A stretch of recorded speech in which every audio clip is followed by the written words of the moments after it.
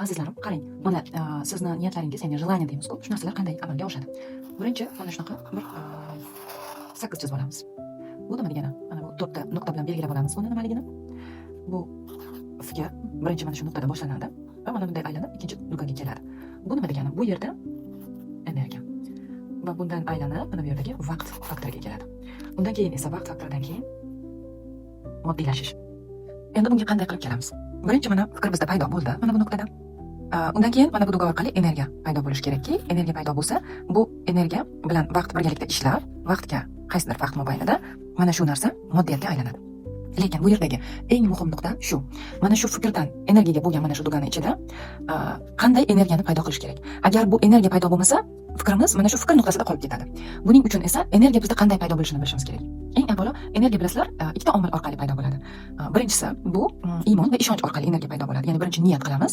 Niyat qilgandan keyin u narsaga agar nimaga qilayotganimizni biz bilmasak, bizga uni foydasi yo'q. Bizga uning uchun energiya berilmaydi. Biz albatta bilishimiz kerak. Nima uchun xohlayapman bu narsani? Masalan, qanaqadir miqdordagi pullarga chiqmoqchiman yoki uy olmoqchiman yoki ish olmoqchiman, aniq bilaman va qaysi miqdorda, qanaqa miqdordagi narsa kerak menga, shuni bilaman. Demak, niyatim bor va buni olishimga ishonchim bo'lishi kerak. Ishonchim bo'lishi uchun esa iymonim kuchli bo'lishi kerak. Mana shuning uchun bu yerdagi o'zingizga bo'lgan ishonch, iymon faktori juda muhim. Bu narsani qilmasdan energiya ola olmaysiz fikr kelgani bilan. Energiya olmasa, bu vaqtga cho'zilmaydi, vaqtga cho'zilmasa moddiylasha olmaydi. Ikkinchi faktor esa energiyani paydo qiladigan bu jismoniy mashq. Mana niyatingizni qildingiz, fikr kelgandan keyin niyatingizni qildingiz, ishondingiz shu narsani bo'lishiga va qanaqadir jismoniy nimadir resurs olishingiz kerak. Shu narsani bajarishga. Siz tanangiz jihatdan mana shu narsa moddiyalashib berilganda, buni qabul qila olishga moddiy tanangiz qodirmi? Mana shu narsani ko'rishingiz kerak. Mana shu narsaga tayyor bo'lishingiz kerak.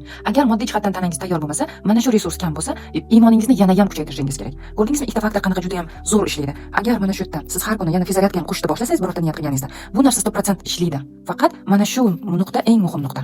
Mana shu birinchi va ikkinchi faktor juda muhim faktorlar. Agar mana shular bo'lsa, mana bu duga hosil bo'ladi. Bu duga hosil bo'lsa, uje allaqachon bu yog'i uje osonlik bilan hal bo'lib ketadi. Uje bu yog'i vaqtga tashaladi va vaqt sekin buni moddiylashtirishga olib keladi. Chunki bu yoqda siz niyatingizni qildingiz, nima deyman, jismoniy mashqingizni qildingiz. Jismoniy mashq deganda faqat borib har kun sport zal emas. Buning uchun nimadir qilishim kerakmi? Masalan, qayergadir nimadir borishim kerakmi? Kimdir nimadir ko'rishim kerakmi? Gaplashishim kerakmi? Fikr olishim kerakmi? Masalan, nimadir seminarga borishim kerakmi? Выставкаga. Xullas harakat действия deydi-ku ruschada. Harakat bo'lish kerak. Harakat bo'lish kerak mana shu yerda. Fikrdan keyin harakat обязательно bo'lishi shart va iymoningiz juda mustahkam bo'lishi kerak. Buni bo'lishiga zig'ircha ham shubha qilmasligingiz kerak. Mana shu qilgan niyatingiz o'shanda bittada amalga oshadi. Mana qanaqa formulasi ishlaydi buni. Va bu mana qilib shunda haligi cheksizlik orqali niyatlaringiz amalga oshib boraveradi. Mana shunaqa oson.